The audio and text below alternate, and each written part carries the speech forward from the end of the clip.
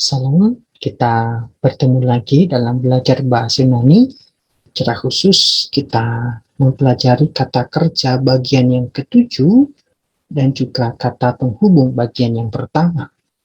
Mari kita melihat materi berikut ini. Yang pertama, bentuk kata kerja pasif, present, dan imperfect. Nah, di dalam bahasa Yunani, tidak ada bentuk-bentuk khusus untuk present dan imperfect pasif. Bentuk-bentuk yang sewaktu-waktu diartikan secara pasif adalah sama dengan bentuk-bentuk present dan imperfect medium. Bisa teman-teman lihat kata kerja bagian yang keenam. Nah, kita sudah melihat juga bahwa bentuk-bentuk medium biasanya diterjemahkan secara aktif. Nah, di dalam bagian kata kerja keenam juga sudah disajikan. Yang menjadi pertanyaan adalah bagaimana cara bisa membedakan antara medium dan pasif. Contoh yang pertama, ada kalimat homatetes grapheto biblion. Artinya, murid itu menulis buku itu. Selanjutnya, frasa to biblion graphetai hupotu matetu. Buku itu ditulis oleh murid. Nah, sebenarnya kedua kalimat ini mengatakan hal yang sama, tetapi dengan cara yang berbeda.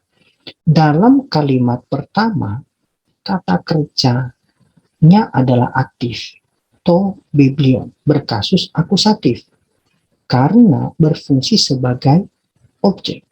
Nah, di dalam kalimat kedua, to biblion diubah menjadi nominatif, karena berfungsi sebagai subjek. Juga bentuk kata kerjanya sudah diubah dari arah aktif menjadi pasif. Perhatikan juga bahwa subjek dalam kalimat pertama, homatetes, didahului oleh kata depan hupo dalam kalimat kedua. Nah, yang menjadi rumusan di sini adalah objek dari kalimat aktif menjadi subjek kalimat pasif. Dan subjek dari kalimat aktif didahului oleh kata depan upo dalam kalimat pasif. Perhatikan bahwa kata upo itu menuntut kasusnya genitif.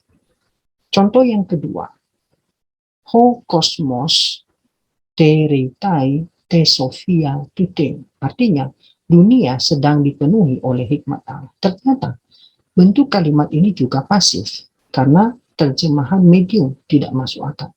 Hanya perlu diperhatikan bahwa dalam kalimat terakhir ini tidak ada kata depan upo ditambah dengan kasus genitif dalam kata benarnya. Yang dipakai dalam kasus datif saja, tanpa kata depan.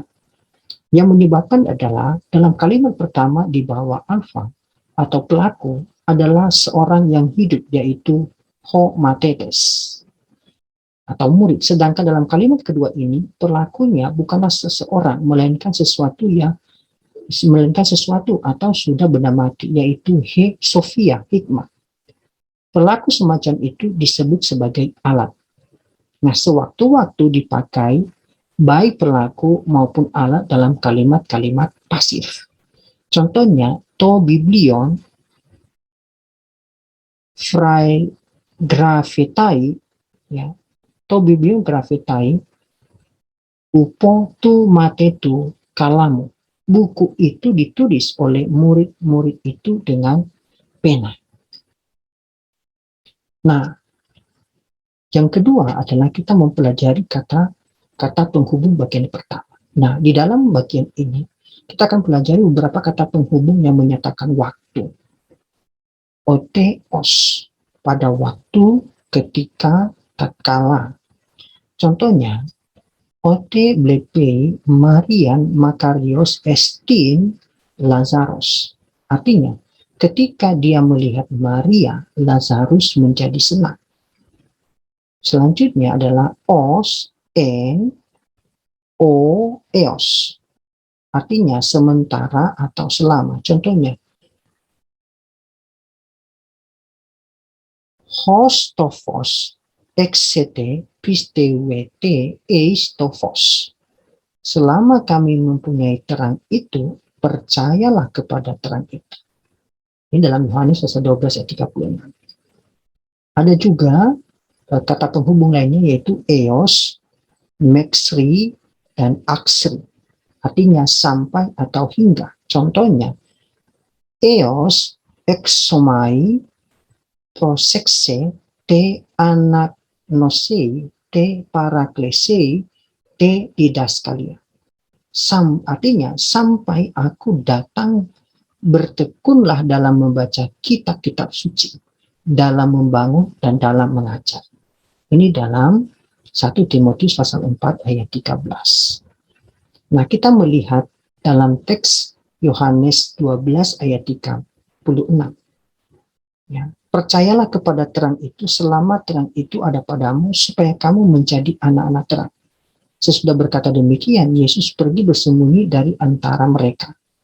Ostofos exete pistewete estofos hina wio so fotos geneste tauta elalesen Yesus kai apelton e krube ap auton. Dalam Yohanes 12 ayat 36.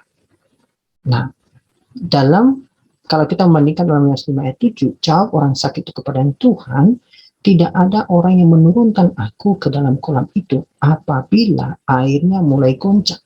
Dan sementara aku menuju ke kolam itu, orang lain sudah turun mendahului aku. Dalam bahasa Yunani, apekrite auto ho astenon kurie antropon up exo hina otan tarakste tu udor bale me eisten kalumbetran en ho de exomai ego alos pro emu kata baine. Demikian juga dalam 1 Timotius 4 ayat 13, sementara itu sampai aku datang, bertekunlah dalam membaca kitab suci, dalam membangun dan dalam mengajar. Eos exomai prosexe te anagnosi, te paraklesei, te didaskalia. Catatan-catatan yang kita perhatikan bahwa di dalam kalimat-kalimat yang memulai dengan kata-kata penghubung, predikannya terdapat dalam bentuk indikatif sebagai berikut. Bahwa present atau imperfect indikatif menyatakan sesuatu yang berlangsung terus-menerus atau berulang kali. Aorist indikatif menyatakan suatu perbuatan yang satu kali saja. Nah, ada kalanya eos, maxi, aksi itu dipakai sebagai kata depan. Kalau begitu, kata bendanya ditulis dalam bentuk genetik. Contohnya, to nema auto estin en hemin aksi tes hemeras tautes. Kuburannya masih ada pada kita sampai hari ini. Menggunakan kata me dan de. Kata-kata men dan de sering dipakai untuk menyatakan bahwa dua hal yang bertentangan. Contohnya, ego men eimi Romaios su de dulos. Saya adalah orang Romawi, sedangkan kamu hanya seorang budak. Nah, bila mana kedua kata tersebut dipakai dengan kata sandang tertentu, maka diterjemahkan sebagai berikut. Oimen esan sun tas Yudaios. Ada yang memihak kepada orang Yahudi, ada juga yang memihak kepada rasul itu. Ini dalam Kisah Rasul pasal 14 ayat 4. Nah, tentu teman-teman akan terus mempelajari kata-kata baru supaya kita makin hari makin mantap dalam belajar bahasa Yunani. Kiranya bermanfaat bagi teman-teman. Tuhan memberkati.